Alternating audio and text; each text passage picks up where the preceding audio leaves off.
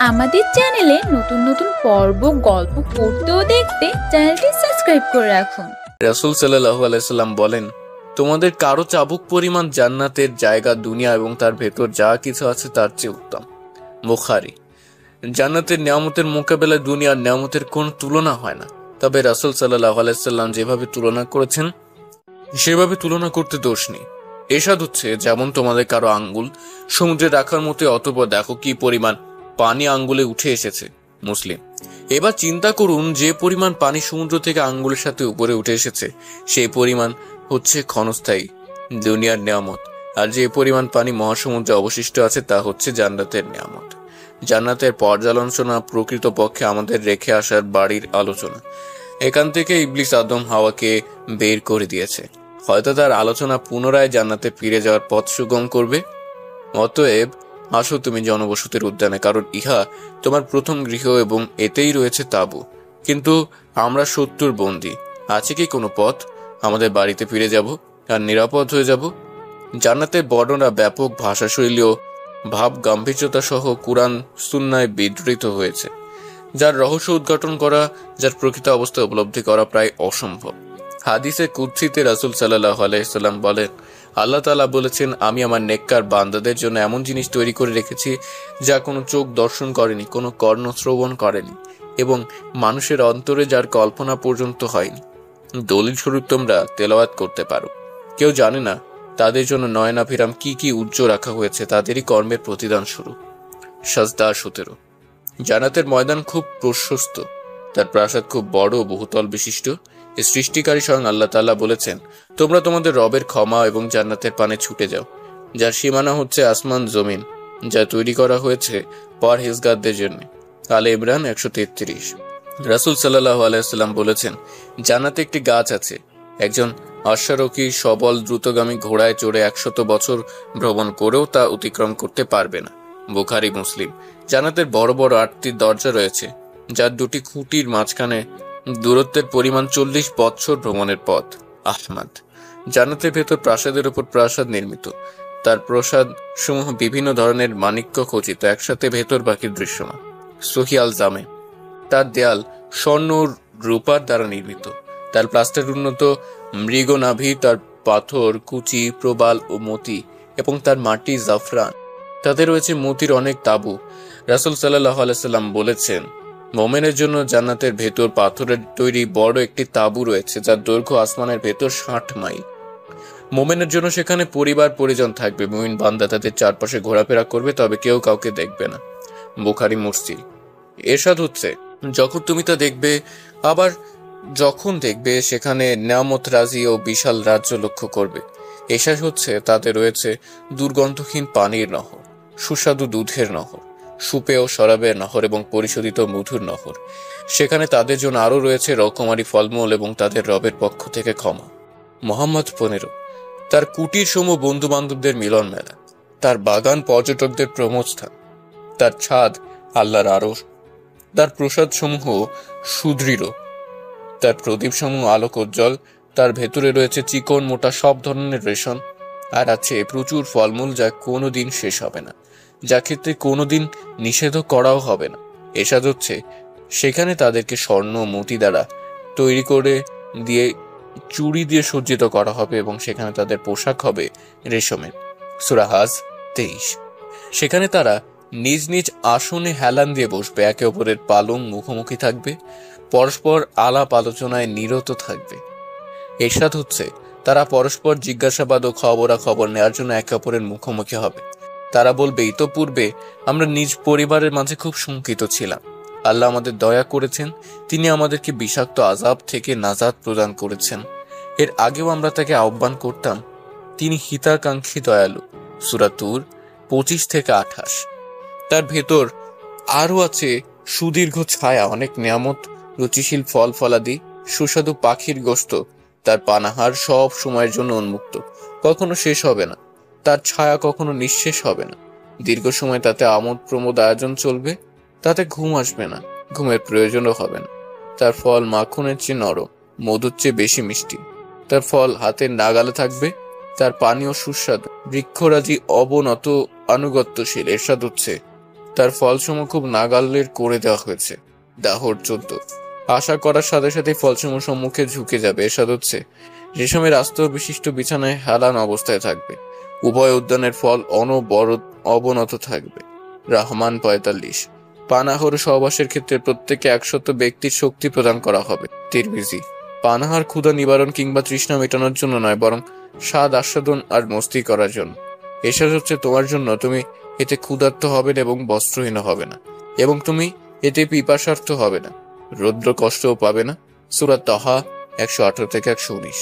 মোদ্দা কথা, জান্নাতে কষ্টদায়ক কোনো বস্তু বিদ্যমান থাকবে না। তারা থুতু ফালাবে না, নাকে শ্লেষা ফালাবে না, এবং পায়খানাও করবে না। বুখারী মুসলিম। তাদের কারো প্রয়োজন হবে শুধু ঢেকুর তোলার, মৃগ নাভি ছিটানোর ন্যায়। মুসলিম। আল্লাহ মুক্তাদিরকে আহ্বান করবেন, সম্মানিত মেহমানদের ন্যায় তারা সামনে অগ্রসর হবে এবং আল্লাহর দরবারে উপস্থিত হবে।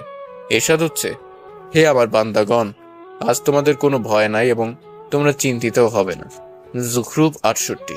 তারা দুনিয়ার ন্যায় সেখানেও তাদের নিজ নিজ বাড়ি ঘর চিনবে। এরশাদ হচ্ছে, অতঃপর তিনি তাদেরকে জান্নাতে প্রবেশ করাবে, যার পরিচয় তিনি তাদেরকে ইতঃপূর্বে দিয়েছেন। মুহাম্মদ 6। সম্মানিত ফেরেশতাগণ তাদেরকে নিরাপদ আগমন ও উত্তম গৃহের সুসংবাদ দিয়ে অভ্যর্থনা জানাবে। এরশাদ হচ্ছে, যারা তাদের রবকে ভয় করেছে তাদেরকে দলে দলে জান্নাতে নিয়ে যাওয়া হবে। অথবা যখন তারা তাতে আগমন করবে ও দরজাসমূহ খুলে দেওয়া হবে, তখন তাদেরকে জান্নাতের রক্ষীরা বলবে, তোমাদের প্রতি সালাম, তোমরা সুখী, অতএব তোমরা এতে স্থায়ীভাবে প্রবেশ করো। জুমার 73।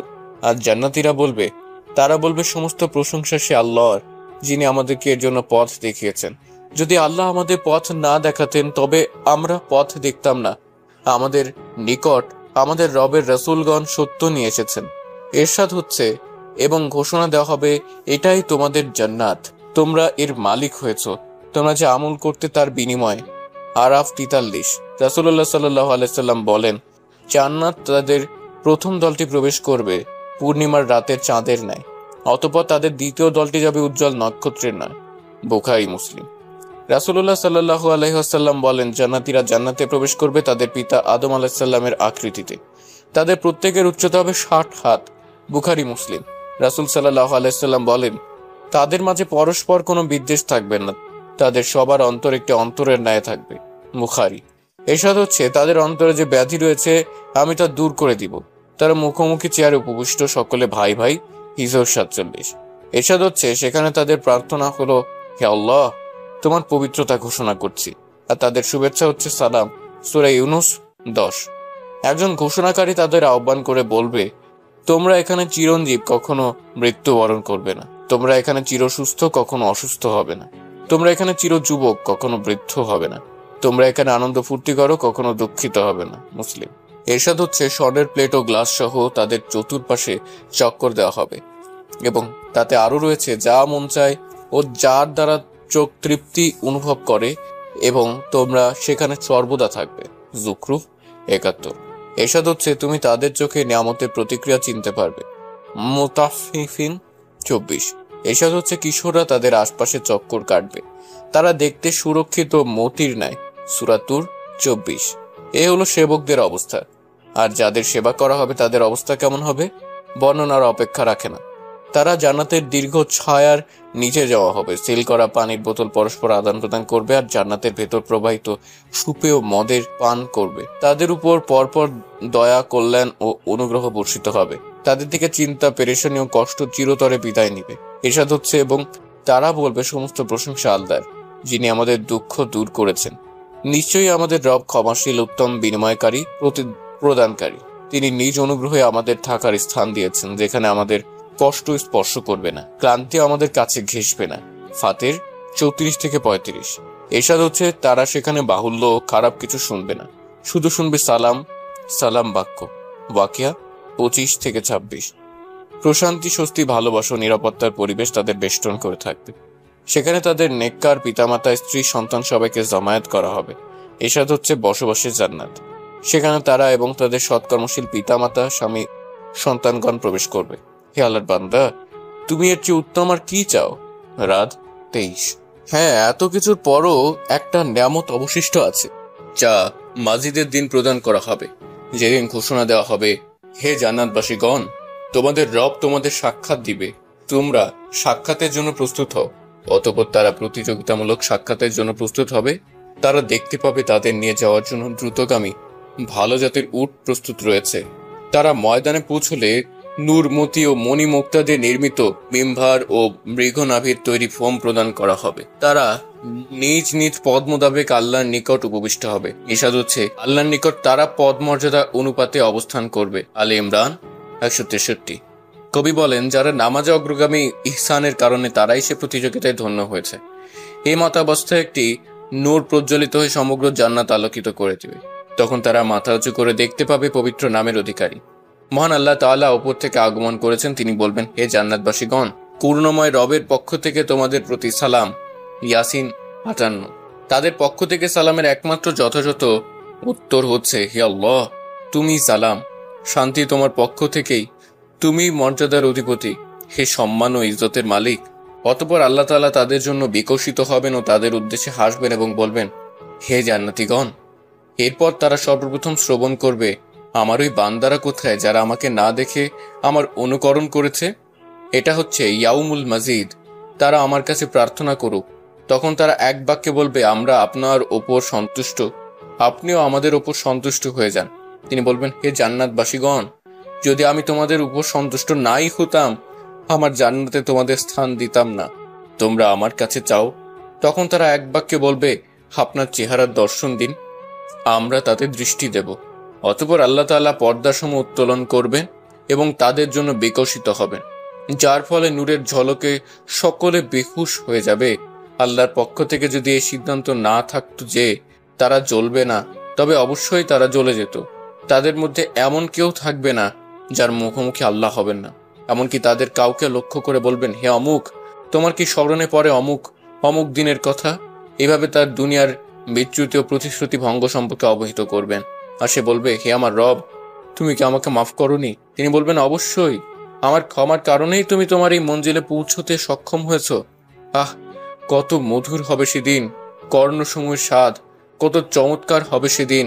আহ, কত মধুর হবে সেদিন কর্ণসমূহের স্বাদ, কত চমৎকার হবে সেদিন চক্ষু সমূহের শীতলতা। এরশাদ হচ্ছে, সেদিন চেহারা সমূহ হবে উজ্জ্বল, তার রবের দিকে চেয়ে থাকবে। কিয়ামা 22-23। হে মুমিনগণ, এমন সাফল্যের জন্য এই আমলকারীদের আমল করা উচিত। সাফাত 61। এতেই প্রতিযোগীদের প্রতিযোগিতা করা উচিত। মুতাফফিফিন 26। জেনে রেখো আল্লাহর পুণ্য খুব দাবি, জেনে রেখো আল্লাহর পণ্য জান্নাত। তিরমিজি হাকিম। হে রহমানের পণ্য, তুমি সস্তা নও, বরং তুমি অলসদের জন্য অসাধ্য। হে রহমানের পণ্য, তোমাকে পাবে হাজারে একজন, দুইজনও নয়। হে রহমানের পণ্য, তোমার বিনিময় কি মৃত্যুর আগে মুত্তাগি ব্যথিত? তবে তা আবৃত সব ত্যাগ দিয়ে, যাতে অলস অকর্মরা তা থেকে দূরে থাকে। তার নাগাল পাবে অদম্য স্পৃহা, যা মহান আল্লাহমুখী। আল্লাহর ইচ্ছায় জান্নাত ঈমান ও তাকওয়া হিসেবে বিভিন্ন স্তরে বিভক্ত। এরশাদ হচ্ছে, দেখো কিভাবে আমি তাদের কতেকের ওপর শ্রেষ্ঠত্ব দিয়েছি, তবে মর্তবা ফজিলতের দিক থেকে আখিরাতি শ্রেষ্ঠ। ইসরা 21। সর্বশেষ যে ব্যক্তি জান্নাতে প্রবেশ করবে তার ঘটনাটি নিম্নরূপ। রাসূল সাল্লাল্লাহু আলাইহি সাল্লাম বলেন, সর্বশেষ যে ব্যক্তি জান্নাতে প্রবেশ করবে সে একজন পুরুষ। কখনো সে হাঁটবে, কখনো উপুড় হয়ে চলবে, কখনো আগুন তাকে ঝলসে দিবে। যখন এ পথ অতিক্রম করে সামনে চলে যাবে, তখন সে তার দিকে ফিরে বলবে, বরকতময় সে আল্লাহ, যিনি আমাকে তোমার থেকে মুক্তি দিয়েছে। আল্লাহ আমাকে এমন জিনিস দান করেছেন যা আগে পরের কাউকে তিনি দান করেননি। অতঃপর তার জন্য একটি বৃক্ষ উন্মুক্ত করা হবে। সে বলবে, হে আল্লাহ, এই বৃক্ষের কাছে নিয়ে যাও, যাতে এর ছায়াতলে আশ্রয় নিতে পারি, এর পানি পান করতে পারি। আল্লাহ বলবেন, হে বনি আদম, আমি যদি তোমাকে এটা প্রদান করি, তুমি নিশ্চয়ই আরেকটি প্রার্থনা করবে। সে বলবেন, না হে আমার রব। সে এর জন্য ওয়াদাও করবে। আল্লাহ বারবার তার অপারগতা গ্রহণ করবেন, কারণ সে এমন জিনিস দেখবে যার উপর তার ধৈর্য ধারণ সম্ভব হবে না। অতঃপর আল্লাহ তার কাছে নিয়ে যাবেন, সে তার ছায় আশ্রয় নেবে, তার পানি পান করবে। অতঃপর আগের চেয়ে উত্তম আরেকটি বৃক্ষ তার জন্য উন্মুক্ত করা হবে। তখন সে বলবে, হে আমার রব, এই বৃক্ষের কাছে নিয়ে যাও, এর ছায়াতলে আশ্রয় নিব, এর পানি পান করব, এছাড়া আর কিছু প্রার্থনা করব না। তখন আল্লাহ তাকে মনে করিয়ে দিবেন, হে বনি আদম, তুমি কি আমার সাথে ওয়াদা করনি যে আর কিছু প্রার্থনা করবে না? এর কাছে যেতে দিলে তুমি অন্য আরো অন্য কিছু প্রার্থনা করবে। অতঃপর সে প্রার্থনা না করার ওয়াদা করবে। আল্লাহ তার অপারগতা কবুল করবে, কারণ সে এমন জিনিস দেখবে যার উপর তার ধৈর্য ধারণ সম্ভব হবে না। অতঃপর তাকে সে গাছের নিকটবর্তী করা হবে। সে তার ছায়াতলে আশ্রয় নিবে, তার পানি পান করবে। অতঃপর জান্নাতের দরজার নিকট আরেকটি বৃক্ষ উন্মুক্ত করা হবে, যা আগে দুবৃক্ষ থেকেও উত্তম। সে বলবে, হে আল্লাহ, এই বৃক্ষের নিকটবর্তী করো, আমি তার ছায়াতলে আশ্রয় নিব, তার পানি পান করব, আর কিছু প্রার্থনা করব না। তিনি বলবেন, হে বনি আদম, তুমি আর কিছু প্রার্থনা না করার ওয়াদা করনি? সে বলবে, হ্যাঁ, তবে এটাই শেষ, আর কিছু চাইব না। আল্লাহ তার অপারগতা কবুল করবেন, কারণ সে এমন জিনিস দেখবে যার ওপর ধৈর্য ধারণ করা তার পক্ষে সম্ভব হবে না। আল্লাহ তার নিকটবর্তী করবেন। যখন তার নিকটবর্তী হবে, তখন সে জান্নাতবাসীদের আওয়াজ শুনতে পাবে। সে বলবে, হে আমার রব, আমাকে এতে প্রবেশ করাও। আল্লাহ বলবেন, হে বনি আদম, তোমার চাওয়ার শেষ হবে না। তোমাকে দুনিয়া এবং এর সাথে দুনিয়ার সমতুল্য আরো প্রদান করব, এতে তুমি কি সন্তুষ্ট হবে? সে বলবে, হে আল্লাহ, তুমি দুজাহানের রব, তা সত্ত্বেও তুমি আমার সাথে উপহাস করছো। রাসূল সাল্লাল্লাহু আলাইহি ওয়াসাল্লাম এই ঘটনা বলতে বলতে হেসে দিলেন। সাহাবারা তাকে বলল, হে আল্লাহ রাসূল, কেন হাসছেন? তিনি বললেন, আল্লাহর হাসি থেকে আমার হাসি চলে এসেছে। যখন সে বলবে, আপনি দুজাহানের মালিক হওয়া সত্ত্বেও আমার সাথে উপহাস করছেন, তখন আল্লাহ বলবেন, আমি তোমার সাথে উপহাস করছি না, তবে কি আমি যা চাই তাই করতে পারি। আরো প্রার্থনা করার জন্য আল্লাহ তাকে বললেন, এটা চাও, ওটা চাও। যখন তার সব চাওয়া শেষ হয়ে যাবে, তখন আল্লাহ বলবেন, এই সব তোমাকে দেওয়া হলো, এবং এর সাথে আরো 10 গুণ। রাসূল সাল্লাল্লাহু আলাইহি ওয়াসাল্লাম বললেন, অতঃপর সে তার ঘরে প্রবেশ করবে এবং সাথে সাথে তার স্ত্রী হিসেবে 2 জন হুরও প্রবেশ করবে। তারা তাকে বলবে, সমস্ত প্রশংসা সে আল্লাহর, যিনি আপনাকে আমাদের জন্য জীবিত করেছেন এবং আমাদেরকে আপনার জন্য জীবিত করেছেন। রাসূল সাল্লাল্লাহু আলাইহি ওয়াসাল্লাম বললেন, সে বলবে, আমাকে যা দেওয়া হয়েছে তার মতো কাউকে দেওয়া হয়নি। মুসলিম। হে মুসলিম ভাই, আল্লাহর আনুগত্যের জন্য হারাম ও নিষিদ্ধ বস্তু থেকে বিরত থাকো। হে সৌভাগ্যবান ব্যক্তি, আল্লাহর কালাম থেকে সুসংবাদ নাও। এরশাদ হচ্ছে, পক্ষান্তরে যে ব্যক্তি তার রবের সামনে দণ্ডায়মান হওয়াকে ভয় করেছে এবং খেয়াল খুশি থেকে নিজেকে নিবৃত রেখেছে, তার ঠিকানা হবে জান্নাত। সূরা নাজিয়াত 40-41। নেশা ও মস্তিষ্ক বিকৃতকারী হারাম বস্তু থেকে নিজেকে হেফাজতকারী হে সৌভাগ্যবান ব্যক্তি, তুমি আল্লাহর কালাম থেকে সুসংবাদ নাও। এরশাদ হচ্ছে, সেখানে তারা গ্লাস নিয়ে টানাটানি করবে, সেখানে কোনো বাহুল্য এবং গুনাহ নেই। সূরা তুর 23। নিজ লজ্জাস্থান হেফাজতকারী, বাজারের বিশুদ্ধ বস্তু, টেলিভিশন ও কুরুচিপূর্ণ ম্যাগাজিন থেকে দৃষ্টি অবনতকারী হে আল্লাহর বান্দা, তোমার জন্য সুসংবাদ, শুভ সংবাদ জান্নাতের। সেখানে হুর তোমার জন্য অপেক্ষা করছে। তারা সৎ চরিত্রের অধিকারী, বাহ্যিক অভ্যন্তরীণ রূপে মণ্ডিত সুন্দরী নারী। তারা স্বামী ব্যতীত অন্য কারো দিকে তাকায় না। তারা শুধু স্বামীর অপেক্ষায় তাঁবুতে অবস্থান করছে। আল্লাহ তাআলা বিশেষভাবে তাদের সৃষ্টি করেছেন। তারা সমবয়সী, তাদের যৌবন নষ্ট হবে না, তাদের সৌন্দর্যে ভাটা পড়বে না। তারা চিরকুমারী, ইতপূর্বে তাদের কেউ স্পর্শ করেনি। তারা মাসিক ঋতু ঘৃণিত বিষয় থেকে চিরপবিত্র।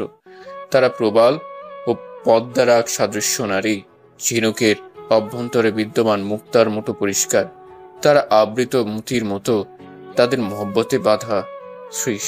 হে আল্লাহ, আমরা তোমার সন্তুষ্টি আর জান্নাত চাই, তোমার গোস্বা আর জাহান্নাম থেকে পানাহ চাই। হে আল্লাহ, আমরা তোমার কাছে জান্নাতির আমল এবং তার কথা ও কর্মের তৌফিক চাই। হে আল্লাহ, আমরা তোমার কাছে জাহান্নামীর আমল এবং তার কথা ও কর্ম থেকে পানাহা চাই। হে আল্লাহ, চিরস্থায়ী ও চক্ষু শীতলকারী নিয়ামত চাই। হে আল্লাহ, তোমার চেহারায় দৃষ্টি দেওয়ার স্বাদ আস্বাদন করতে চাই, তোমার সাক্ষাতের প্রেরণা চাই। হে আল্লাহ, তুমি কবুল করো। আমিন। আমি ইয়া রাব্বুল আলামিন। জাজাকিল্লাহ খাইরন হাফ লিডার ওয়া ইয়াক্কি লিভারের একটুখানি। এভাবেই অনেক সময় গল্প করতে থাকে তারা 2 বান্ধবী। তার মধ্যে তামিম ও মাকে ফোন করে তৈরি হতে বলেছে। খাদিজা ইয়াসমিনও একবার তার ইনশাল্লাহ হবু বৌমার সাথে কথা বলে তৈরি হয়ে নিয়েছে। এরই মধ্যে ডোরবেল বেজে উঠল। আলিফ বাবা, তামিম আসছে তোর আন্টিকে নিতে, যা দরজাটা খুলে ভেতরে নিয়ে আয়। আচ্ছা মা। রাহিমা তামিমের জন্য একটু নাস্তা তৈরি করে হামজাকে দিয়ে পাঠিয়ে দিস মা। ঠিক আছে খালা আম্মা। ওই ফাতেমা, এত দিশেহারা হইস না, তোর জামাই তোর ছেলে ইনশাল্লাহ অনেক আপ্যায়নের সুযোগ পাবি। এখন আমার কথা শোন। কি যে বলিস না তুই। হ্যাঁ, কি বলবি বল। শোন, তুই কিন্তু যত তাড়াতাড়ি সম্ভব মিমের কাছ থেকে সব কিছু জানবি। আমিও ইনশাল্লাহ তামিমের কাছ থেকে জানবো। আচ্ছা, ইনশাল্লাহ, এত চিন্তার কিছু নেই। ফোন তো আছে, সমস্যা নাই। এরই মধ্যে তামিম খাদিজা ইয়াসমিনকে বারবার ডাকছে, কারণ সন্ধ্যা হয়ে আসছে। দেরি করলে মাগরিবের সালাত কাজা হয়ে যাবে। অন্যদিকে খাদিজা ইয়াসমিন নানা ধরনের প্ল্যান কষে দিচ্ছে ফাতেমা ইয়াসমিনকে। মা দ্রুত আসো, দেরি হয়ে যাচ্ছে তো। এই তো আসছি বাবা। এরপর প্রিয় বান্ধবীর সাথে মুসাফা করে তাদের মিশন সম্পর্কে একটু বলে সালাম বিনিময় করে তারা বেরিয়ে গেল। সাথে আলিফও গিয়েছে তাদের গাড়িতে তুলে দেওয়ার জন্য। আলিফ এসেছিল বাবা আমার রুমে। একটু আয়, তোর সাথে একটা জরুরি ব্যাপারে কথা আছে। মা, আমার এক বন্ধু বাইরে দাঁড়িয়ে আছে, কি একটা কথা বলার জন্য নাকি। এখনই দেখা করতে হবে, তাই আমি মাগরিবের সালাত আদায় করে তোমার রুমে আসলে হবে না? আচ্ছা বাবা, সমস্যা নেই। আসসালামু আলাইকুম, আসবো মা? ওয়ালাইকুম আসসালাম রহমতুল্লাহ। আয় বাবা, তোর অপেক্ষাতেই ছিলাম। এখন বলো মা, কি বলবা? শোন বাবা, আমাদের মিম তো মাশাল্লাহ অনেক বড় হয়ে গেছে, আর এখন ওর বিয়ে দেওয়াটা আমাদের দায়িত্ব। আর আজকে খাদিজা বলল ওর নাকি আমাদের মিমকে অনেক পছন্দ হয়েছে। আর আমার স্বল্প জ্ঞানে তামিমকে দেখে মাশাল্লাহ ভালোই মনে হয়েছে। এখন তুই কি বলিস? মা, সবই ঠিক আছে, তাই বলে কাউকে বাইরের দিক থেকে দেখে বিবেচনা করা উচিত না। আর খাদিজা আন্টির কথা না হয় বাদ, কারণ তার ব্যাপারে তোমার থেকে ভালো কেউই জানে না। সবই ঠিক আছে, তাই বলে কাউকে বাইরের দিক থেকে দেখে বিবেচনা করা উচিত না। আর খাদিজা আন্টির কথা না হয় বাদ, কারণ তার ব্যাপারে তোমার থেকে ভালো কেউই জানে না। হ্যাঁ, তা অবশ্য ঠিক। এই জন্যই তো মিমের সাথে বলার আগে তোর কাছে বললাম। এখন তুই একটু তামিমের ব্যাপারে খোঁজ খবর নে। ইনশাল্লাহ মা, তুমি না হয় মিমে থেকে এইটা জেনে নিও ওর কেমন ছেলে পছন্দ। ঠিক আছে, তুই যাওয়ার সময় ওরে আমার রুমে পাঠিয়ে দিস। আচ্ছা মা। তামিমের বাবা, একটু শুনে যাও, এদিকে আসুন। হ্যাঁ বলো। আমাদের তামিমের জন্য আমি মেয়ে পেয়ে গেছি। আলহামদুলিল্লাহ। বলো কি, কোথায় পেলে? মেয়ে দেখতে কেমন? মেয়ের ইসলাম সম্পর্কে জ্ঞান কেমন? আহা, এত উত্তেজিত হচ্ছ কেন? আগে পুরোটা তো শুনবেন। তোর না কি? ও হ্যাঁ, বলো মেয়ে কে? মেয়ে হচ্ছে আমাদের ফাতেমার মেয়ে, মিম। মাশাআল্লাহ, কি বলো?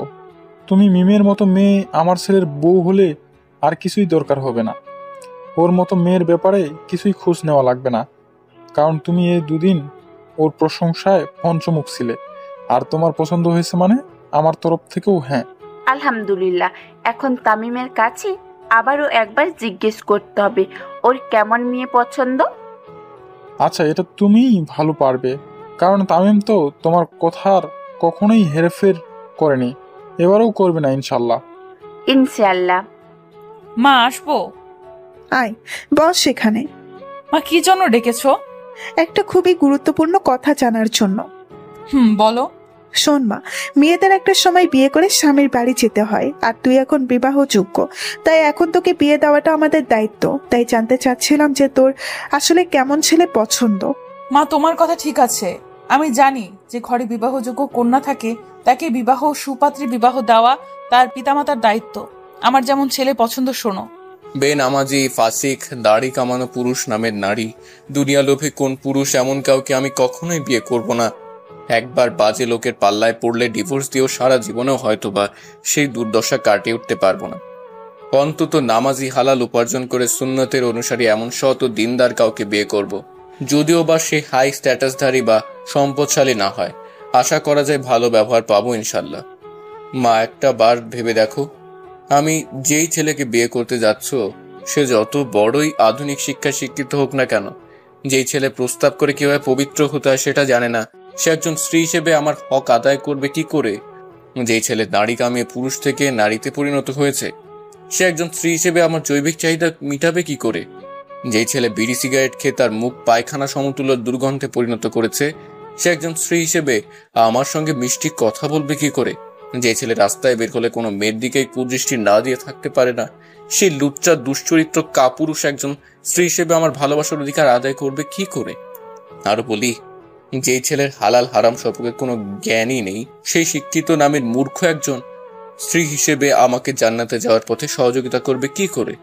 যেই ছেলে সুদী ব্যাংকে চাকরি করে আল্লাহর সাথে যুদ্ধ ঘোষণা করেছে, সেই অভিশপ্ত সুদখোর একজন স্ত্রী হিসেবে আমাকে নিরাপত্তা দেবে কি করে? সমাজের মা বাবারা এসব বোঝে না। তারা এসব বিষয়ে খেয়াল রাখলে অন্তত অনাথ আশ্রমের শিশু কম থাকতো। রাস্তায় বের হলে শিশুদের আর্তনাদে কলিজায় ধাক্কা লাগতো না। বিয়ের আগে অবশ্যই দেখে নিও তুমি কেমন ছেলের কাছে তোমার মেয়েকে বিয়ে দিতে যাচ্ছ। মা, তোমাদের জন্য রাসূল সাল্লাল্লাহু আলাইহি ওয়াসাল্লাম একটি নির্দেশনা। রাসূল সাল্লাল্লাহু আলাইহি ওয়াসাল্লাম বলেছেন, তোমাদের মেয়ের জন্য যদি এমন কোনো ছেলে বিয়ের প্রস্তাব দেয় যার দিনদারি এবং চরিত্র ভালো লাগে, তাহলে তার কাছেই তোমাদের কন্যাকে বিয়ে দাও। যদি তা না করো তাহলে সমাজে অনেক ফিতনা, ফাসাদ এবং বিপর্যয় সৃষ্টি হবে। তিরমিজি 1085। মা, এই হাদিসের বাস্তবতা সমাজের দিকে তাকাইলেই তুমি দেখতে পাবে ইনশাআল্লাহ।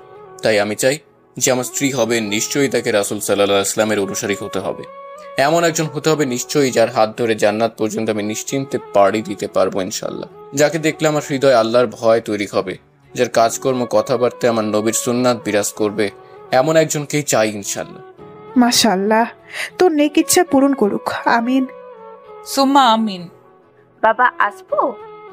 মা, দাঁড়িয়ে কেন, আসো। বই পড়ছিলি নাকি? হ্যাঁ মা, কালকে কলেজে সাপ্তাহিক পরীক্ষা আছে। তা বাবা, আমি তোর সাথে একটা কথা বলার জন্যই আসছিলাম। মা, তুমিও না বলো, কি বলবা? তোকে তো বিয়ে করাবো বলেই আমি প্রায় জ্বালাই, কিন্তু তুই কেমন মেয়ে চাস বউ হিসেবে এটা নিয়ে খুবই কম জ্বালাতন করি। তাই এখন সেই জ্বালাতন করতেই তোর এই গুণধর্মা হাজির। মায়ের কথা শুনে তামিম তাবাসসুম হাসিতে বলল, বিয়ে তো করতেই হবে, তাই লজ্জা না করে বলেই দেই আমার কেমন মেয়ে চাই।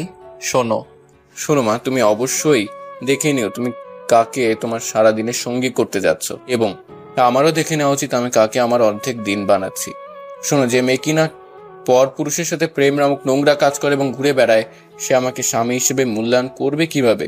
যে মেয়ে টাইট ফিট ছোটখাটো পোশাক পরে বেপর্দা হয়ে পর পুরুষকে নিজের শরীরের উঁচু নিচু দেখিয়ে চলে, সে আমাকে জান্নাতে যাওয়ার জন্য সাহায্য করবে কিভাবে? এরকম হলে আমার আত্মীয় স্বজন ও বাবা বাসায় চলবে কি করে? যে মেয়ে 5 ওয়াক্ত নামাজ পড়ে না, সে আমাকে নামাজের কথা বলবে কিভাবে? যে মেয়ে আল্লাহকে ভালোবাসে না, ভাই, সে আমাকে ভালোবাসবে কিভাবে? যে মেয়ে বোঝে না যে স্বামীর সংসার এবং ছেলেমেয়ের জন্য কি করতে হয়, সে আমার সংসার এবং ছেলেমেয়ের দেখাশোনা করবে কিভাবে? যে মেয়ে জানে না যে স্বামী তার জান্নাত এবং জাহান্নাম, সে আমার সেবা যত্ন করবে কিভাবে? যে মেয়ে কিনা বিয়ের আগেই বয়ফ্রেন্ড নামক পরপুরুষের কাছে নিজের সতীত্ব ইজ্জত বিক্রি করে আসে, সে মেয়ে পবিত্র দেহ এবং সতীত্ব আমাকে উপহার দিবে কিভাবে? যে মেয়ে কিনা পুরুষের সাদৃশ্য অথবা শার্ট প্যান্ট জুতা পরে চলাচল করে, যে নারী জানে না যে নারীর সৌন্দর্য লজ্জায়, তাহলে সেই তার লজ্জার সৌন্দর্য দিয়ে আমাকে মুগ্ধ করবে কিভাবে? শোনো মা, পুরুষের জন্য ধ্বংস 4টি জিনিসে, তার এক হচ্ছে খারাপ স্ত্রী, তেমনি পুরুষের জন্য সুখ শান্তি জীবন 4টি জিনিসে, তার এক হচ্ছে ভালো স্ত্রী। সিলসিলাতুস সহিহা, হাদিস 282। আর এছাড়াও রাসূল সাল্লাল্লাহু আলাইহি ওয়াসাল্লাম বলেছেন, তোমরা দিনদার অর্থাৎ ধার্মিক মেয়েকে বিয়ে করো, নাহলে ক্ষতিগ্রস্ত হবে। সহিহ বুখারী 5090। রাসূল সাল্লাল্লাহু আলাইহি ওয়াসাল্লাম অন্য বর্ণনায় বলেন, তোমাদের প্রত্যেকের উচিত এমন নারী বিয়ে করা যে দিনের কাজে সহযোগিতা করে। ইবনে মাজাহ 1856। বা আমি এমনই একজনকে চাই যার থেকে আমি ক্ষমা করা শিখতে পারবো, যার সাথে দুনিয়ার হাঁটা শুরু করলে জান্নাতের শেষ হবে, এমনই একজন চাই ইনশাআল্লাহ। মাশাআল্লাহ, আল্লাহ তোর নেক আশা পূরণ করুক। তাহার বাড়ি। তাহা, রাতের খাবার খেতে আয় মা। আসছি আম্মু।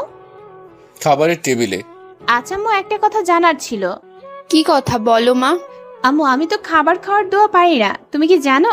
না মানে আমায় বলবা? কেন নয়, শোন তুই।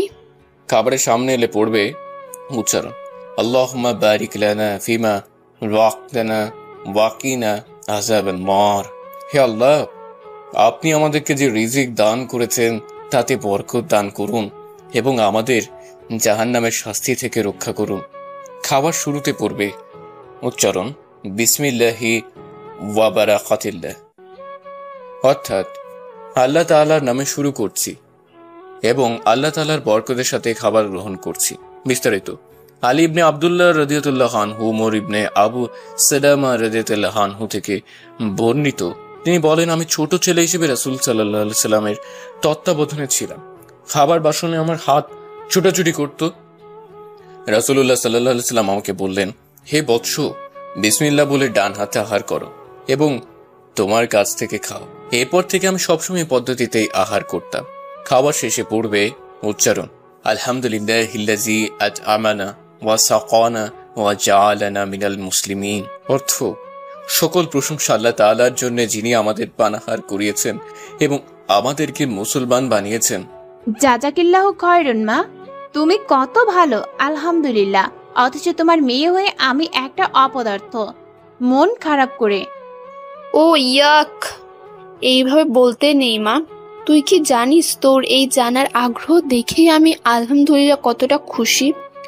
আল্লাহ আমার দোয়া কবুল করেছেন। তোর ছোটবেলা থেকেই আমার স্বপ্ন তোকে সৎকায় জারিয়া হিসেবে রেখে যাওয়ার, ইনশাআল্লাহ। আলহামদুলিল্লাহ, ইনশাআল্লাহ আম্মু। এখন স্বপ্ন দেখার দিন শেষ, স্বপ্ন পূরণের দিন শুরু, ইনশাআল্লাহ। ইনশাআল্লাহ। নে এবার খাবারটা খা। ইনশাআল্লাহ। খাবার শেষ করে তাহা রুমে এসে ফ্রেশ হয়ে উজু করে নিল। উজুর সালাত আদায় করে নিল। তারপর ঘুমানোর আগের আমলগুলো করে নিল। রাত 3:15 অ্যালার্ম দিয়ে রাখলো তাহাজ্জুদ সালাত আদায়ের জন্য। হঠাৎই মনে পড়ল মিম বলছিল আমাতুল্লাহ আসমা হুমায়রা আপুর সাথে ফেসবুকে অ্যাড হয়ে থাকতে। উনি নাকি মিমের প্রিয় লেখিকা, কিন্তু ওই মহিলা আমার রিকোয়েস্ট ঝুলিয়ে রাখছে। যাই এখন একটু দেখে আসি গ্রহণ করলো কিনা। যেই ভাবা সেই কাজ। আলহামদুলিল্লাহ আলহামদুলিল্লাহ আলহামদুলিল্লাহ। আপু গ্রহণ করছে। যাই ওনার টাইমলাইন একটু দেখি তো। মাশাআল্লাহ। একটা পোস্ট দেখে তাহা হা হয়ে গেছে। পোস্টটা ছিল এমন, আসসালামু আলাইকুম ওয়া রাহমাতুল্লাহি ওয়া বারাকাতুহু। সালামের উত্তর দেওয়া ওয়াজিব। আসুন জেনে নেই আমার ভাগ্য কি আমার হাতে। The lamb thy rear dooms to bleed today. Had he thy vision, would he speak and play? Lace to the last, he crops the flowery flood, and licks the hand just raised to shed his blood. Oh, blindness to the future, kindly given, that each may fill the circle marked by heaven. কবি Alexander পোপের এই চিত্রকল্পটি যখন প্রথম পড়েছিলাম তখন আমি ইসলাম বোঝা শুরু করিনি, কিন্তু ব্যাপারটা আসলে খুব মনে ধরেছিল। একটা ভেড়া যদি জানতো আজ তার জীবনের শেষ দিন, সে কি লাফিয়ে লাফিয়ে খেলা করতে পারত? সে কি তার এতদিনের পালক কিন্তু ভবিষ্যৎ হন্তারকের হাত থেকে খাবার খেতে পারত? আসলে আল্লাহ অনেক দয়া করে ভাগ্যকে আমাদের সামনে অজানা রেখেছেন, নয়তো আমরা একটি দিনও চলতে পারতাম না। জ্ঞান প্রকাশের আকাঙ্ক্ষা যাদের মধ্যে প্রবল, তাদের বিতর্কের একটা প্রিয় বিষয় হচ্ছে ভাগ্য। অবশ্য শুধু পণ্ডিত নয়, ভাগ্য নিয়ে চিন্তাভাবনা করে সাধারণ মুসলিমরাও বিপদে পড়ে যায় প্রায়।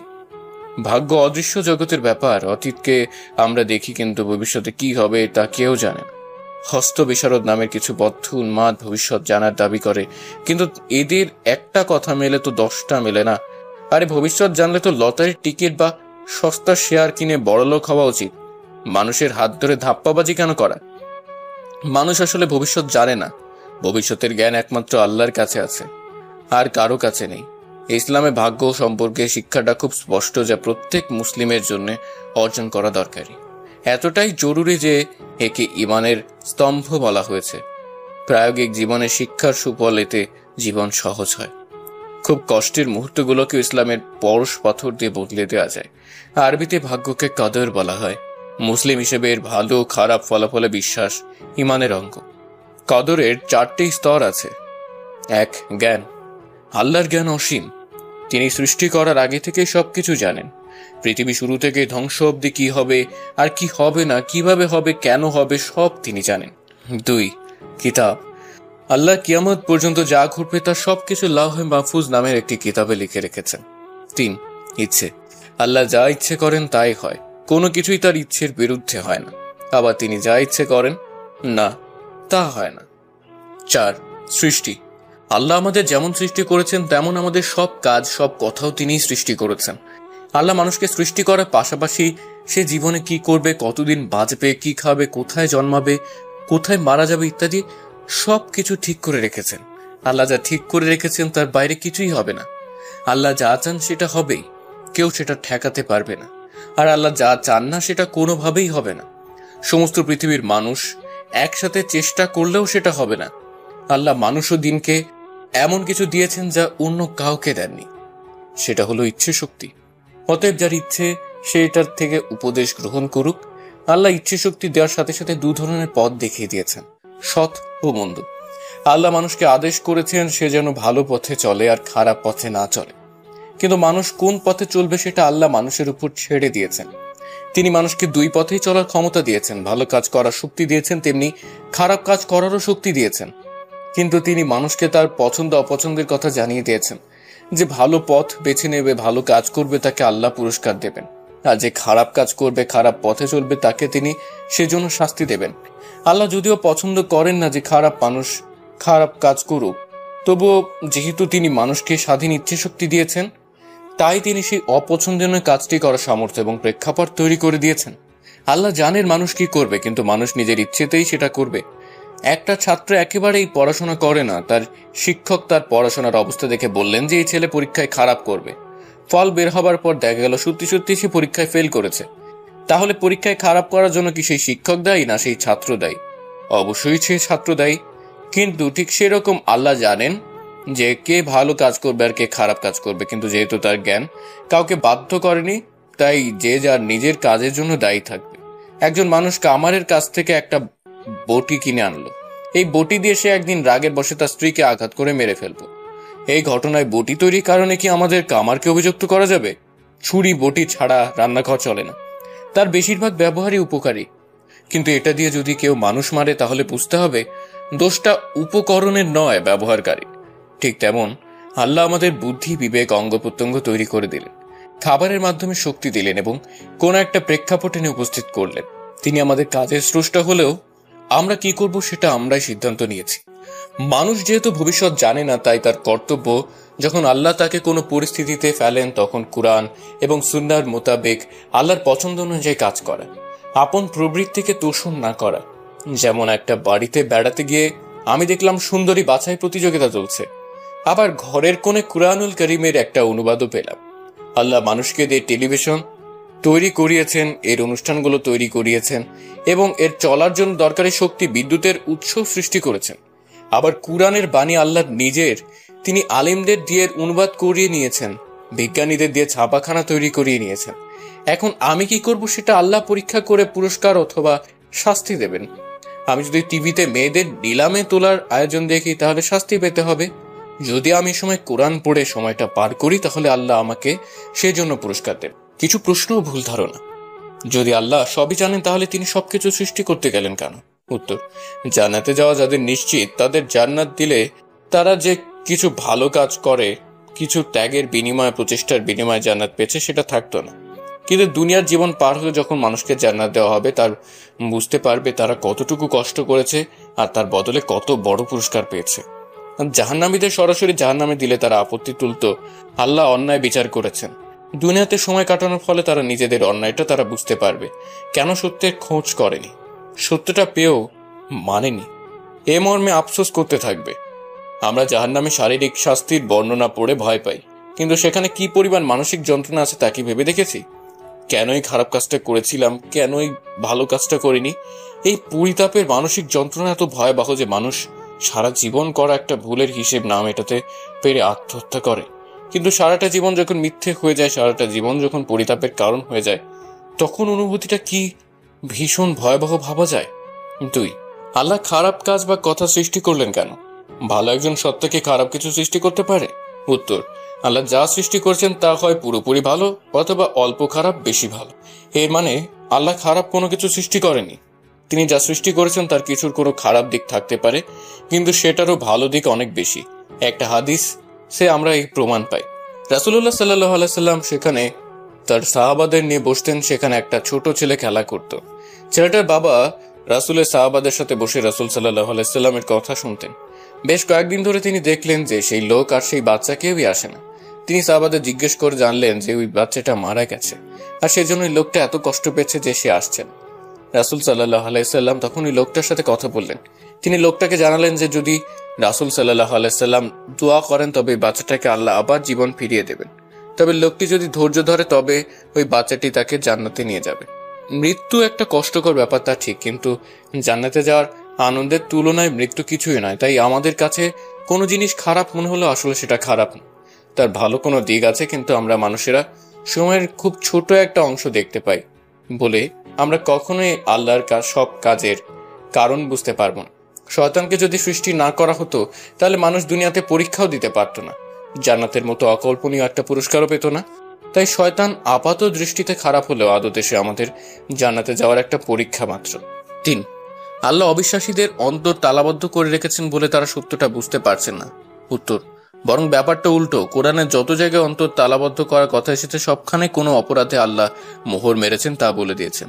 যেমন সূরা বাকারা শুরুতে আল্লাহ জিনা খফারু, অর্থাৎ যারা অবিশ্বাস করেছে এই কথা বলে তাদের অপরাধ স্পষ্ট করে নিয়েছেন। তারপর তিনি আপন রসুলকে এই বলে সান্ত্বনা দিচ্ছেন যে এমন মানুষদের সাবধান করা আর না করার মধ্যে কোনো পার্থক্য নেই, কারণ তারা তাদের অবিশ্বাসের উপর এতটাই দৃঢ় প্রতিজ্ঞ যে আল্লাহ তাদের অন্তরে তালা মেরে দিয়েছেন, শ্রবণ দৃষ্টিশক্তিতে পর্দা দিয়ে রেখেছেন। সুতরাং এ ধরনের মানুষের সাথে সময় নষ্ট করার দরকার নেই, তাদের প্রত্যাখ্যানে ব্যথিত হবারও কিছু নেই। মজার ব্যাপার হচ্ছে, একজন অবিশ্বাসী যখন দাবি করে তার অন্তরে মোহর আছে, সুতরাং তার কোনো দোষ নেই, তখন আসলে সে নিজেই নিজের অন্তরে মোহর মেরে নিল। মোহর তো আর ভারতীয় গরুর গায়ের সিল না যে সেটা বাইরে থেকে দেখা যাবে। আর অবিশ্বাসীদের কাছে আল্লাহ ওয়াহির মাধ্যমে কোনো তালিকাও পাঠিয়ে দেননি যেখানে সে তার নামটা খুঁজে পেয়েছে। আল্লাহ যাকে খুশি বিভ্রান্ত করেন। এই আয়াতের মাধ্যমে যারা বিভ্রান্ত হতে চায় তারা বিভ্রান্তদের দলে যোগ দেয়, অথচ এই একই আয়াতে যে আল্লাহকে যাকে খুশি হিদায়ত করেন বলে উল্লেখ করেছেন সেটা অবিশ্বাসীদের চোখ এড়িয়ে যায়। কিন্তু বিশ্বাসীরা যখন এই আয়াত পড়ে তখন তারা আশায় বুক বাঁধে, এই পৃথিবীর নানা মতবাদের ডামাডোলে আল্লাহ আমাকে সত্য পথটা নিশ্চয়ই দেখাবেন। 4, আল্লাহর ইচ্ছেতে যদি সবকিছু হয় তাহলে মানুষের ইচ্ছের দাম কি? উত্তর, আল্লাহর চাওয়া বা ইচ্ছেগুলোকে দুভাগে ভাগ করা যায়, সারি বা বিধানগত, কাউনি বা সৃষ্টিগত। সারি বা বিধানগত ইচ্ছে হলো যা আল্লাহ ভালোবাসেন, কিন্তু এই ইচ্ছেটা আল্লাহ মানুষের ইচ্ছের জন্য উন্মুক্ত রেখেছেন। তিনি মানুষকে এটা মানতে বাধ্য করেননি। একজন মানুষ তার নিজের ইচ্ছেকে আল্লাহর সারি ইচ্ছের অধীন করে দেয়। আল্লাহর কাউনি বা সৃষ্টিগত ইচ্ছের মধ্যে যা আল্লাহ ভালোবাসেন এবং যা আল্লাহ ভালোবাসেন না দুটোই পড়ে। আল্লাহর কাউনি ইচ্ছে জীব, জড়, পশু পাখি, মুসলিম অমুসলিম সবার জন্য সমানভাবে প্রযোজ্য এবং কেউই এক অগ্রাহ্য করতে পারবে না। যখন আল্লাহ আল কুরআনে বলেন যে তিনি ইচ্ছে করলে সবাইকে হিদায়াত করতে পারতেন, তখন তিনি তার কাউনি ইচ্ছের কথা বোঝান, কিন্তু তার সাথে সাথে তিনি জানিয়ে দিলেন তিনি সবাইকে জোর করে হিদায়াত করবেন না। কারণ সত্য তো এই যে যারা স্বেচ্ছায় তার অবাধ্য হবে তাদের দ্বারা তিনি জাহান্নাম পূর্ণ করবেন, সেটা মানুষ হোক আর জিন। 5, এখানে অন্য কোনো সৃষ্টির কথা আসেনি, কারণ কেবলমাত্র এই দুটো সৃষ্টিরই স্বাধীন ইচ্ছে শক্তি দেওয়া হয়েছে। আল কুরআনে আল্লাহ বলেন মানুষ ইচ্ছে করতে পারবে না যতক্ষণ না তিনি ইচ্ছে করেন। 6, এখানেও আল্লাহ সৃষ্টিগত ইচ্ছে বুঝিয়েছে, কারণ তিনি মানুষকে স্বাধীন ইচ্ছে শক্তি এবং বিবেচনা বোধ দিয়েছেন বলেই সে আল্লাহর পথ বেছে নিতে পারে। মহান আল্লাহ সৃষ্টিগত ইচ্ছে কিন্তু নেহায়েত খামখেয়ালি নয়, বরং তার ভিত্তি আল্লাহর অসীম জ্ঞান এবং অসীম প্রজ্ঞা। কুরআনে সৃষ্টিগত ইচ্ছের কথা বারবার উল্লেখিত হওয়ার কিছু কারণ আছে। প্রথমত, যাতে বিশ্বাসী মুসলিমরা আত্মা শ্লাঘাতে না ভোগে, তাদের যেন সবসময় মাথার মধ্যে থাকে যে তারা যে সুপথ পেয়েছে সেটা আল্লাহর পক্ষ থেকে এসেছে। মুমিনের মনে অহংকার এসে বাধা বাসার সুযোগ যেন তৈরি না হয়। দ্বিতীয়ত, যাতে ইসলামের পথে আহ্বানকারীরা এইটুকু মনে রাখেন যে তাদের দায়িত্ব শুধু আহ্বান জানানো। কে মানবে কে মানবে না এটা ব্যক্তির স্বাধীন ইচ্ছে। যেখানে আল্লাহ হস্তক্ষেপ করেন না সেখানে কাউকে জোর করে মুসলিম বানানোর যেমন সুযোগ নেই, তেমনি ইসলামের দাওয়াত গৃহীত না হলে হতাশ হবারও কিছু নেই। মানুষ তার সাধ্যমতো দাওয়াত দেওয়ার চেষ্টা করবে এবং আল্লাহ সেই চেষ্টার বিচার করবেন, ফলাফলের নয়। তৃতীয়ত, যে মানুষটা একবার বুঝে গেছে যে আল্লাহর ইচ্ছে ছাড়া তার কোনো ক্ষতি হবে না এবং হলেও ততটুকুই হবে যতটুকু আল্লাহ চেয়েছেন, তাকে পৃথিবীর কোনো শক্তির ভয় দেখিয়ে সত্য প্রচারে থামানো যাবে না। যে মানুষটা বুঝে গেছে যে আল্লাহর ইচ্ছে ছাড়া তার কোনো উপকার কেউ করতে পারবে না এবং পারলেও ততটুকুই পারবে যতটুকু আল্লাহ চেয়েছেন, তাকে পৃথিবীর কোনো কিছুর লোভ দেখে অন্যায় কাজে লিপ্ত করা যাবে না। এটা ইমানের সর্বোচ্চ শিখর, যেখানে উঠতে পেরেছিলেন বলে সাহাবারা অর্ধ শতাব্দীর কম সময় অর্ধ পৃথিবীতে ইসলামের বাণী পৌঁছে দিতে পেরেছিলেন। চতুর্থত, পার্থিব জীবনে সুখী থাকা। রাসূলুল্লাহ সাল্লাল্লাহু আলাইহি ওয়াসাল্লাম বলেন, আদম সন্তানের সুখ নির্ভর করে তার প্রাপ্তি নিয়ে সন্তুষ্ট থাকার উপরে। আদম সন্তানের দুঃখ ইস্তিখারা না করাতে, প্রাপ্তি নিয়ে অসন্তুষ্ট থাকাতে। 7, মানুষকে মেনে নিতে হবে যে তার ভাগ্যে যা আছে তা আল্লাহ সৃষ্টি করেছেন। তাকে, তাই যে কোনো অবস্থাতেই আল্লাহর উপর খুশি থাকতে হবে। আমাদের দায়িত্ব হচ্ছে আল্লাহ আমাদের ভাগ্যে যা রেখেছেন তা খুশি মনে মেনে নেওয়া। কোনো বিপদে মন খারাপ না করে আল্লাহকে ধন্যবাদ দিতে হয়, তার প্রশংসা করতে হয়, কারণ এর চেয়ে বড় বিপদ তিনি দিতে পারতেন। আল্লাহ যখন কোনো মানুষের জীবনে কোনো বিপদ বা দুঃখ কষ্ট দেন, তখন তার তিনটি ভালো দিক থাকে। এক, যদি সেই মানুষটি খারাপ কাজ করতে থাকে তবে সে যেন বিরত হয় এবং আল্লাহর পথে ফিরে আসে। দুই, সেই মানুষটি যেসব অন্যায় কাজ করেছে, পাপ করেছে, তার প্রতিফল হিসেবে বিপদ ও দুঃখ কষ্ট দিয়ে পৃথিবীতেই তার অপরাধের শাস্তি দিয়ে দেয়া। তিন, বিপদে মানুষটি ধৈর্য ধরে কিনা তা পরীক্ষা করা এবং সে ধৈর্য ধরলে তার অনেক বড় পুরস্কার দেয়া। তাই বিপদে পড়লে আমাদের উচিত পাপ স্বীকার করে আল্লাহর কাছে ক্ষমা চাওয়া। আল্লাহ যেন আমাদের বিপদ থেকে উদ্ধার করেন সেজন্য আল্লাহর কাছে দোয়া করা, কারণ একমাত্র দোয়াতে আল্লাহ ভাগ্য পরিবর্তন করেন। ৮, অতঃপর কর্তব্য ওই পরিস্থিতিতে আল্লাহর অনুমোদিত পথে যা করলে বিপদ কাটবে তা করা। বিশালে পৃথিবীতে সময় কিংবা স্থানের বিচারে আমরা আসলে অতি ক্ষুদ্র অস্তিত্ব। আমরা অনেক বড় বড় কথা বলতে পারি, অনেকের সমালোচনা করতে পারি, কিন্তু দিন শেষে আমাদের প্রভাব বলয় অতি সীমিত। অহেতুক কথা না বলে অনর্থক কাজ না করে আমাদের উচিত যে পরিস্থিতিতে আল্লাহ আমাদের রেখেছেন সে পরিস্থিতিতে সাধ্যমতো সর্বোৎকৃষ্ট কাজটা করা। শেষ বিচারের দিনে আসলে বিচার হবে এটারই, আমার বেছে নেওয়া ইচ্ছেগুলো কি ছিল। অন্যদের ইচ্ছেগুলো আমার জীবন প্রভাবিত করে সত্যি, কিন্তু আসলে তো আমি সেগুলো চাইলেই বদলে ফেলতে পারবো না। তাই আমি যেখানে আমার ইচ্ছে শক্তি খাটাতে পারবো আমার আপন ব্যক্তি সত্তার উপরে, সেখান থেকে শুরু হোক পথ চলা পরকালের অসীম মুক্তির পথে। আল্লাহ যেন তার যাবতীয় ইচ্ছে মেনে আমাদের ইচ্ছেটাকে তার ইচ্ছে মতো পরিচালিত করার ক্ষমতা দেন। আমিন। জাযাকাল্লাহু খায়রান। প্রিয় বোনেরা, এরপর ঘুমে ক্লান্ত হয়ে গেল তাহা, তাই আর কিছু বলতে পারল না, ফোন রেখে ঘুমিয়ে গেল। পরের দিন কলেজে লেট হচ্ছে মা, আসছি বলে সালাম দিয়ে বের হয়ে গেল। ওয়ালাইকুম আসসালাম। ফি আমানিল্লাহ। একজন বিদেশি মহিলা রাস্তায় সবার কাছে একটা কাগজ নিয়ে কি জানতে চাইছে, কিন্তু কেউই তার উত্তর দিতে পারছে না। এটা দেখে কলেজে দেরি হওয়ার পরেও মিম তার কাছে গিয়ে আসসালামু আলাইকুম, any problem? I am Jannatul Ferdous Mim. Mim is my nickname. So tell me, what's your problem? Yeah, sure. I think you get it that I'm not Bangladeshi, but I love a man and he lives in Bangladesh. How can I help you? Oops, my mistake. Where it is? মিমের দিকে একটা কাগজে লেখা ঠিকানাকে দেখিয়ে বলল, If you don't mind, please. What's your lover name? Muhammad Alif Ahmadullah. Why? Do you know him?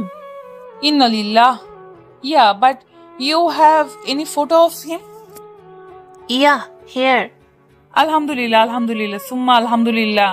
Of one, I don't know him. What?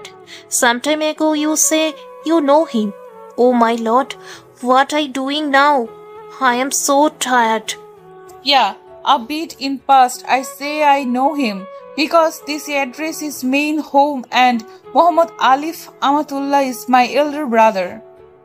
OMG, OMG, OMG. I want meet him please one time because I think your brother is my lover. Please, please, take it with deep, please. Inshallah, but I am 100% sure your lover, not my brother. Because he be afraid of Allah. Okay, I wanna your flashover. So, let's go, Fiamanillah. Okay. অন্যদিকে তামিম কলেজে এসে সম্পূর্ণ college খুঁজে ক্লান্ত হয়ে গেছে, কিন্তু সেই পর্দাবতীর কোনো খোঁজই মিলল না। ওর মাথায় শুধু এটাই ঘুরছে, কে তুমি পর্দাবতী? তোমার জন্য আমার এত টান কিসের? ভুলতে পারিনি কেন? এই প্রায় ধাক্কা খেতে খেতে যেভাবে নিজেকে আমার থেকে বাঁচাতে গিয়ে হাত কেটে ফেললে, কিন্তু কোনো প্রতিবাদ কেন করলে না? কত সুন্দর করে ওই দিন মেয়েটার সাথে কথা বললে, কিন্তু আমার সাথে যেমন উচিত তেমনি বললে মাশাআল্লাহ। আমার যে এরকমই একজন পর্দাবতী চাই, কিন্তু তুমি? আচ্ছা, কে তুমি পর্দাবতী? তোমার সাথে কথা বলাটা আমার জন্য খুবই জরুরি পর্দাবতী। এরই মধ্যে ওর হুঁশ ফিরল কারো ধাক্কায়। ওয়ালাইকুম আসসালাম ভাই, আপনাকে কখন থেকে ডাকছি? ওয়ালাইকুম আসসালাম ওয়া রাহমাতুল্লাহ বলে হামিমের দিকে তাকিয়ে দেখতে লাগলো। হামিমকে পরনে অফ হোয়াইট কালারের পাঞ্জাবি পাজামা, মাথায় সাদা টুপি, মুখে তাবাসসুম হাসি। এভাবে অনেকক্ষণ তাকিয়ে থেকে বলল, মাশাআল্লাহ, আল্লাহ তোমায় কবুল করে নিক তার খাঁটি বান্দা হিসেবে, আমিন। শুকরিয়া ভাই। কি এত ভাবছেন? মনে হচ্ছিল গভীর চিন্তায় আছেন। হ্যাঁ, চিন্তা তো করছিলাম, তবে এখন বলা যাবে না। ইনশাল্লাহ একদিন বলবো। ইনশাল্লাহ ভাই। দেখছো, আমি ভুলেই গেছি কথা বলতে বলতে। তুমি আমার কাছে কিছু বলতে বা জানতে এসেছো? হ্যাঁ ভাই, একটা কথা জানার ছিল। আপনাকে কোনো কিছু বলা হবে না, আপনি যেতে পারেন ভাই। ইয়া আল্লাহ, কেন ভাই? এই যে আমরা দুজনেই একই সেমিস্টারের, কিন্তু এসব আপনি আগে করে যাচ্ছেন এই জন্য। ও, ভুল হয়ে গেছে, আর হবে না। আসলে আগে পরিচিত ছিলাম না, তাই। ইনশাল্লাহ এখন থেকে তুই করে বলতে হবে। ইনশাআল্লাহ। এখন বল, কি জানতে চাস? যে ব্যক্তি ফজরের সালাত ছেড়ে দিবে তার চেহারার উজ্জ্বলতা নষ্ট হয়ে যাবে। জোহরের সালাত ছাড়লে বরকত কমে যাবে। আসরের সালাত ছাড়লে শক্তি কমে যাবে। মাগরিব ছাড়লে সন্তান কাজে আসবে না। এশা ছাড়লে নিদ্রা হবে না। এগুলো কি সত্যি? তাহলে আমি এ মর্মে বর্ণিত হাদিসটির সত্যতা জানতে চাই। মাশাআল্লাহ, সুন্দর প্রশ্ন। বলছি দেখ। উত্তর: এটি কোনো হাদিস নয় এবং হাদিসের কোনো কিতাবে এটি খুঁজে পাওয়া যায় না। ফাতাওয়া লাজনা দায়েমা। অতএব রাসূল সাল্লাল্লাহু আলাইহি সাল্লামের নামে এরূপ মিথ্যা প্রচার থেকে বিরত থাকা আবশ্যক। রাসূল সাল্লাল্লাহু আলাইহি ওয়াসাল্লাম বলেন, যে ব্যক্তি এমন কথা বলল যা আমি বলিনি, সে তার স্থান জাহান্নামে করে নিল। বুখারী হাদিস, আয়াত 109। এবার বুঝেছিস? হ্যাঁ, তাহলে কত মানুষ আমার মতো না জেনে এগুলো প্রচার করে বেড়াচ্ছে। আস্তাগফিরুল্লাহ। আচ্ছা হামিম, পারফিউমের ঘ্রাণ পাচ্ছি, তুই দিয়েছিস নাকি? হ্যাঁ, আমার বোন দিচ্ছিল, তখন আমাকে দিয়ে দিয়েছে, কিন্তু আমার এসবের ঘ্রাণ পছন্দ না। মেয়েদের পারফিউম ব্যবহার না করাই ভালো। আবার অনেক পারফিউম আছে যা হারামের সংমিশ্রণে তৈরি, সেগুলো কেউই ব্যবহার করতে পারবে না। কি বলিস ভাই? আমি তো জানি হায়েস অবস্থায় ব্যবহার করা যায়, তাও একটু বুঝিয়ে বলতো। আচ্ছা শোন, নারীদের সুগন্ধি ব্যবহার করা হারাম না, কিছু কিছু ক্ষেত্রে ব্যবহার করা হারাম। তাহলে জেনে নেই কখন সুগন্ধি ব্যবহার করা নারীদের জন্য হারাম। নারীরা যখন বাহিরে বের হবে তখন সুগন্ধি ব্যবহার করা হারাম, কারণ গুলো হাদিসের মাধ্যমে জেনে নেই। অনেক নারীরা বাইরে বের হওয়ার সময় পর্দা করে বের হয় ঠিকই, কিন্তু পারফিউম বা অন্য সুগন্ধি ব্যবহার করে। নারীদের বাইরে বের হওয়ার সময় সুগন্ধি ব্যবহার করা সম্পূর্ণ হারাম। এতে পর্দার লঙ্ঘন হয়, এতে করে পর্দা আদায় হয় না। হাদিসে ওইসব নারীদের উপর অভিসম্পাত করা হয়েছে যারা সুগন্ধি মেখে বের হয়। পর্দার সাথে হলেও নারীরা পারফিউম বা সুগন্ধি ব্যবহার করে বাইরে যেতে পারে না, কারণ তাতে ফিতনা সৃষ্টি হওয়ার আশঙ্কা থাকে। সুগন্ধি ব্যবহার করে বাহিরে বের হলে তার উপর যদি কোনো পুরুষ আকৃষ্ট হয়, তাহলে যে ব্যভিচারিণীর পর্যায়ে অন্তর্ভুক্ত হবে। রাসূলুল্লাহ সাল্লাল্লাহু আলাইহি সাল্লাম বলেছেন, প্রত্যেক চক্ষুই ব্যভিচারী। আর নারীরা যদি সুগন্ধি ব্যবহার করে কোনো পুরুষের মজলিসের পাশ দিয়ে হেঁটে যায়, তবে সে ব্যভিচারিণী। আবু দাউদ, তিরমিজি, নাসাই, ইবনে হিববান, ইবনে খুজাইমা, হাকিম, সহিহুল জামে। এমনকি মসজিদে নামাজ পড়ার উদ্দেশ্যে যেতেও সে সুগন্ধি ব্যবহার করতে পারে না। রাসূল সাল্লাল্লাহু আলাইহি সাল্লাম বলেছেন, আল্লাহর বান্দীদেরকে মসজিদে আসতে বারণ করো না, তবে তারা যেন সুগন্ধি ব্যবহার না করে সাদা সিধা ভাবে আসে। আহমদ, আবু দাউদ, সজামে ৭৪৫৭। যে নারী সুগন্ধি ব্যবহার করে মসজিদে যাবে, সে মহিলার গোসল না করা পর্যন্ত কোনো নামাজ কবুল হবে না। ইবনে মাজাহ ৪০০২। এবার জেনে নিই কখন নারীরা সুগন্ধি ব্যবহার করতে পারবে। নারীদের রূপ ও সৌন্দর্যের সাথে সুগন্ধি হলো স্বামীর মন আকৃষ্ট করার জন্য আজব জাদু। ঘরে একাকিনী অথবা কেবল নারীদের মাঝে থাকলে সুগন্ধি ব্যবহার তার জন্য বৈধ। স্বামীর জন্য ব্যবহার করা হালাল। গোলাপের সৌন্দর্যের সাথে সৌরভের মিলন না থাকলে গোলাপের কদর থাকে না। এই জন্যই স্বামী সোহাগিনী স্ত্রীদের কাছে সুগন্ধি অতি প্রিয় জিনিস। নারীরা সুগন্ধি ব্যবহার করতে পারবে শুধু নিজের জন্য এবং নিজের স্বামীর জন্য। স্বামী যেন তার নিকট থেকে কোনো দুর্গন্ধ না পায় তার খেয়াল রাখতে হয় তাকে। তাই নারীরা স্বামীর সামনে সুগন্ধি ব্যবহার করতে পারবে। আমার প্রিয় বোনেরা, হায়েজের সময় সুগন্ধি ব্যবহার করতে পারে। অনেক সময় দেখা যায় যে হায়েজের সময় শরীর থেকে দুর্গন্ধ আসে, আর এই সময় বেশি গোসল করলে ঠান্ডা লাগার আশঙ্কা থাকে। তাই এই সময়ে সুগন্ধি ব্যবহার করতে পারে। তবে আপুদের খেয়াল রাখতে হবে সুগন্ধি মাখার পর যেন কোনো নন মাহরাম পুরুষ সামনে না আসে, তাহলে আপনি কিন্তু পাপের ভাগীদার হবেন। হাদিসেও আছে হায়েজের পর সুগন্ধি ব্যবহারের কথা। হায়েজ বন্ধ হওয়ার পর সারা শরীর ধুয়ে নেবেন, পরে বস্ত্রখণ্ড বা তুলোর মধ্যে কোনো সুগন্ধি লাগিয়ে লজ্জাস্থানে লাগিয়ে নেবেন। বুখারী তাওহীদ বাব হাদিস 5803, মুসলিম 1177, মিশকাত হাদিস 4437। সুগন্ধি ব্যবহারের ক্ষেত্রে সতর্কতা অবলম্বন করবেন। হারাম উপাদান দ্বারা তৈরি সুগন্ধি ব্যবহার করা সম্পূর্ণ হারাম। অ্যালকোহল দ্বারা তৈরি সুগন্ধি ব্যবহার করা হারাম। জাজাকাল্লাহ খায়রন। ভাইয়া, আপু তো সবসময় ব্যবহার করে, আমি আজই ওকে বুঝিয়ে বলবো ইনশাল্লাহ। ওয়া ইয়াক্কা, ইনশাল্লাহ। এদিকে তাহা আজ কলেজে যায়নি, কারণ মায়ের থেকে অনেক কিছু জানার আছে। তাই সেই সকাল থেকে মায়ের কাছে কথার ঝুড়ি খুলে বসেছে। যেমন, আম্মু, আমায় মহিলাদের নামাজের নিয়ম আর মহিলাদের নামাজের পার্থক্য সম্পর্কে বলো তো। মাশাআল্লাহ, ভালো প্রশ্ন। শোন, মহিলাদের নামাজের নিয়ম আর মহিলাদের নামাজের পার্থক্য। 1. তাকবীরে তাহরিমা বলার সময় উভয় হাত কাঁধ পর্যন্ত ওঠানো। তাবারানি কবির 22/19। 2. হাত কাপড়ের ভিতর হতে বের না করা।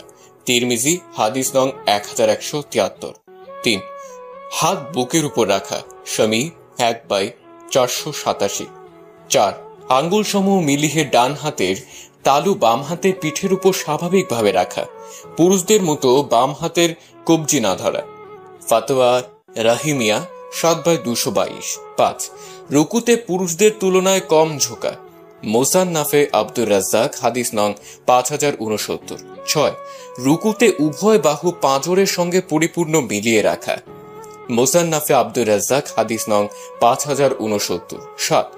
রুকুতে উভয় হাত হাঁটুর উপর স্বাভাবিক রাখা এবং হাতের আঙ্গুল সমূহ মিলিয়ে রাখা। পুরুষদের নয় আঙ্গুল ছড়িয়ে হাঁটু না ধরা। তাত্তাবি 215। 8. রুকুতে উভয় পায়ের গোড়ালি পরিপূর্ণ মিলিয়ে রাখা। শমী 1/504। 9. অত্যন্ত জড়সড় সংকুচিত হয়ে সিজদা করা। মুসান্নাফে আব্দুর রাজ্জাক হাদিস নং 5069। 10. সিজদায় পুরুষদের ন্যায় কোনই দয় খোলা ও ছড়িয়ে না রাখা। মারাসিলে আবি দাউদ হাদিস নং 87। 11. উভয় রানের সঙ্গে পেট মিলিয়ে রাখা। মারাসিলে আবি দাউদ হাদিস নং 87। 12. বাহুদয় সাধ্যানুযায়ী পাঁজরের সঙ্গে মিলিয়ে রাখা। মারাসিলে আবি দাউদ হাদিস নং 87। 13. উভয় কোনই সাধ্যমতো মাটিতে মিলিয়ে রাখা। মারাসিলে আবি দাউদ হাদিস নং 87। 14. সিজদায় উভয় পা খাড়া না রাখা, বরং ডান দিক দিয়ে উভয় পা বের করে মাটিতে বিছিয়ে রাখা এবং উভয় পায়ের আঙ্গুল সম যথাসম্ভব কিবলামুখী করে রাখা। মুসান্নাফে ইবনে আবি সাইবা হাদিস নং 2781, 2792। 15. বৈঠকের সময় বাম নিতম্বের উপর বসা। মুসান্নাফে আব্দুর রাজ্জাক 3/139। 16. এবং উভয় পা ডান দিক দিয়ে বের করে কিবলামুখী করে মাটিতে বিছিয়ে রাখা। আল ইস্তিজখার 1/480। 17. বৈঠকের সময় হাতের আঙ্গুল সমূহ মিলিয়ে হাঁটু বরাবর রাখা। মোসানাফে ইবনে আবি সাইবা হাদিস নং 2785। শুকরান মা। আর শোনো আম্মু, আমার একটা আশা আছে। আমার এই জান্নাতকে ঘিরে বুঝলা, আমার জন্য দোয়া করো আম্মু। পাগলি মেয়ে আমার, ইনশাআল্লাহ মা, আল্লাহ তোর মনের ইচ্ছে পূরণ করুক। আমিন। আচ্ছা, আমার একটা আবদার ছিল। বললেন জননী। আমি আজ থেকে তোমায় মা বলবো। আম্মু বলতে কেমন ভালো লাগে না এখন আর। নিশ্চয়ই মা। ওদিকে মিম মেরিনাকে নিয়ে পৌঁছে গেল বাসায়। গিয়ে ফাতেমা ইয়াসমিনের সাথে সব বলল। তারপর ফাতেমা ইয়াসমিন আলিফকে ডাকলেন। আলিফ চলে এলো। এসে একজন গায়রে মাহরাম নারীকে দেখে আলিফ রীতিমতো বিস্মৃত এবং হতভম্ব বটে, কারণ তাকে তার পরিবার এই পরিবেশে ডেকেছে এটা ভেবে আলিফ 60 ডিগ্রি অ্যাঙ্গেলে মাথা নামিয়ে দাঁড়িয়ে আছে। ফাঁকে এসে মিম ভাইকে পুরো ব্যাপারটা বুঝিয়ে দিয়ে গেল। এটা শুনে আলিফ কোনো রিয়াক্ট করলো না, কারণ ও জানে ও নির্দোষ এবং আল্লাহর উপর সম্পূর্ণ বিশ্বাস আছে ওর। এর মাঝে তাকে কটাশ করে ফাতেমা ইয়াসমিন প্রশ্ন করে বসলো, আলিফ, তুমি কি ফেসবুক ব্যবহার করো? হ্যাঁ মা, করি। কেন? তোমার আইডির নাম কি? হেমাতুল্লাহ মোহাম্মদ আলিফ। আচ্ছা বাবা, তুই কি কোনো হারাম সম্পর্কে জড়িয়েছিস? আস্তাগফিরুল্লাহ। না মা, আমি এসব আমার কল্পনা তো আনি না। Why you drink of me? সবাইকে থামিয়ে দৌড়ে আলিফের কাছে গিয়ে ওর দিকে একটু ঝুঁকে বলতে নিল এবং আলিফ দ্রুত স্থান ত্যাগ করে মায়ের পাশে দাঁড়ালো। আলিফ মিমকে তার সাথে কথা বলতে বলল ইশারা করে। What are you doing, sister? He can't talk with you. Got it? You just stop. I want to talk to him. It's urgent. Okay, But don't look at him. It's very bad and guna also. Why you fob me? আলিফকে উদ্দেশ্য করে, What did you say? Are you crazy? I cannot talk any girls without my marha, got it? And I don't know what about you. You just fobs me. You know this. It's very bad. And why you hysteric yourself? Why? Answer me. I did not do this because I am a Muslim and Ummah Muhammad sallallahu alaihi wasallam. Got it? Okay. I wanna ask you a clandestine question. If you're my lover, so you know it. But a conditions. Inshallah. What? Don't talk to Lay. Inshallah. I don't. You know him?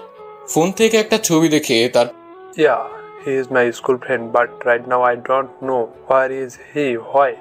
Oh no, he is my man. What? His name Abdullah. Why he use my name and why he also of you? Why he neglect me? Please help me. I don't want upset to you and your family. But I searching to my lover. I want marry him and he cheating me. We knew it. Allah, my brother could not do it in any situation. Don't worry, we will help you inshallah. ওর মেরিনা তার করা ভুলের জন্য সবার কাছে ক্ষমা চেয়ে নিল এবং মিমের বাসা থেকে চলে যেতে চাইলো, কিন্তু মিমের মা রেখে দিল আর আলিফ আব্দুল্লাহকে খোঁজ করছে বন্ধুদের মাধ্যমে।